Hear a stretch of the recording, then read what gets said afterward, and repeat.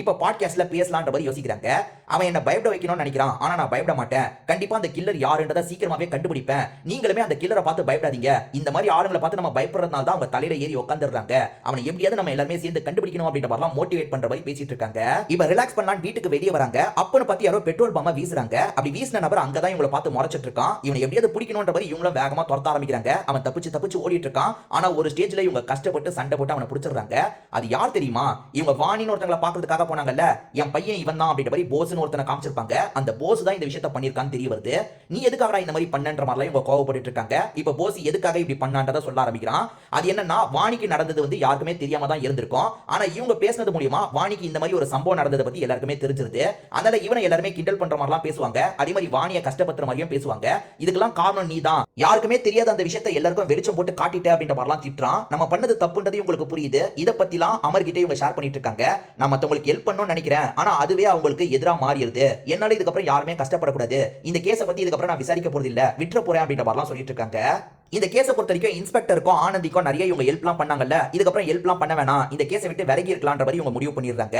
அதே மாதிரி வீட்டை சேர்ந்தவங்க இவங்க ரெண்டு பேருக்கு நிச்சயதார்த்தத்தை முடிச்சிடலாம் அப்படின்ற மாதிரி நிச்சயதார்த்தத்தெல்லாம் பண்ணி வச்சிருக்காங்க. இப்போ அமர் இருக்கார்ல, ஃப்ரெண்ட்ஸ்க்கு பார்ட்டி வைக்கிற மாதிரி இவங்களையும் அந்த பார்ட்டிக்கு கூட்டு வந்துடுறாரு. அந்த பார்ட்டியில் இருக்கும்போது ராஜீவ் இருக்கார்ல, கேஸை பத்தி ஏதோ சொல்றதுக்காக வராரு. ராஜீவ், இதுக்கப்புறம் கேஸை பத்தி என்கிட்ட எதுவும் ஷேர் பண்ணாதீங்க, கேஸ் சம்பந்தமா என்கிட்ட எதுவும் பேசாதீங்கன்ற மாதிரி சொல்லிடுறாங்க.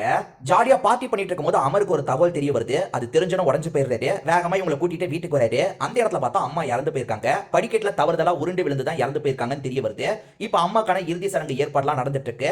அப்ப கூட இவங்களுக்கு அம்மாவை அந்த கில்லர் சாவடிச்சிருப்பானா அப்படின்ற மாதிரி டவுட் வருது.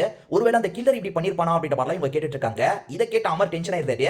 இப்போ கூட உன்னோட நியூஸ் வெரிக்காக நீ இந்த மாதிரிலாம் கேள்வி கேட்பியா, முதல்ல இங்க இருந்து கிளம்பு அப்படின்ற மாதிரிலாம் கேர்ள் ஃப்ரெண்டை திட்டி அனுப்பி வர்றாரு. இந்த வீட்டை விட்டு கிளம்பலாம்னு நினைக்கும் போது ஒரு பொம்மையை பாக்குறாங்க. அந்த அம்மா இருக்காங்கல்ல, இந்த பொம்மையை நான் உனக்கு தருவேன்ற மாதிரிலாம் சொல்லியிருப்பாங்க. சரி, அவங்க ஞாபகார்த்தமா இந்த பொம்மையை எடுத்துக்கலான்ற மாதிரி இவங்களும் எடுத்துட்டு இங்க இருந்து கிளம்புறாங்க. இப்ப திருச்சி போலீஸ் ஸ்டேஷன்ல இருக்க ஒரு போலீஸ் கால் பண்ணி ராஜீவ் கிட்ட பேசுறாரு. சார், உங்க ஏரியால நடக்கிற மாதிரியே இங்கேயும் நடந்தது சார், ஒரே ஒரு சம்பவம் தான் நடந்தது, அதுல எங்களுக்கு சில க்ளூலாம் கிடைச்சிருக்கு, அதை அனுப்பி வைக்கிறோன்ற மாதிரி அனுப்பி வச்சிருக்காங்க. அதை செக் பண்ணிட்டு இருக்கவங்களுக்கு சில விஷயம் தெரிய ஆரம்பிக்குது.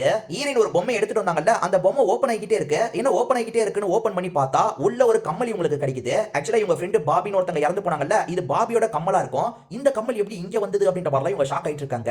ஒரு கிராமத்துல தான் நிறைய கொலைகள் நடந்திருக்கும். அந்த கிராமத்துல இருக்க எல்லாரோட லிஸ்டையும் எடுத்திருப்பாங்க. திருச்சியில சில சாம்பிள்லாம் கிடைச்சதா சொன்னாங்கல்ல, அதை மேட்ச் பண்ணி பார்க்கலாம், மேட்ச் பண்ணி பார்க்கறாங்க. யாருன்றது உங்களுக்கு தெரிஞ்சிருது. யார் தெரியுமா? அமரோட அப்பாவா ஒருத்தரை காட்டுவாங்கல்ல, அப்பாவி மாதிரி இருப்பாரு, அவர் தான் இந்த விஷயத்தை பண்ணிருக்காரு. நம்ம ஈரனுக்குமே அமரோட அப்பா தான் இதை பண்ணிருக்க வாய்ப்பு இருக்குன்றது தெரிஞ்சிருது. இப்ப அமரோட அப்பாவை பார்க்கறதுக்காக வந்துடுறாங்க. என்னன்னா, அந்த பொம்மை இவரோட வீட்டுல தானே இருந்தது, அப்ப இவர் தான் ஏதோ பண்ணிருக்காரு, ஒய்ஃபுக்கு தெரிஞ்சதுனால சாவடிச்சிருக்காருன்னு கெஸ் பண்ணி தான் இந்த இடத்துக்கு வந்திருப்பாங்க. இவர்